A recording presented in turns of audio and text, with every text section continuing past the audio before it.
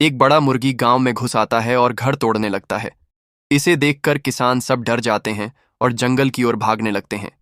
जंगल में जाने के बाद एक किसान को एक गोरिल्ला दिखता है। गोरिल्ला किसान की ओर आ रहा होता है। किसान गोरिल्ला को सारी बात बता देता है।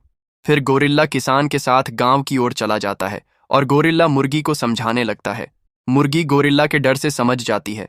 फिर गांव वाले खुश होकर गोरिल्ला और मुर्गी को बहुत सारी चीजें खिलाते हैं। फिर मुर्गी रोने लगती है क्योंकि किसी ने लाइक और सब्सक्राइब नहीं किया।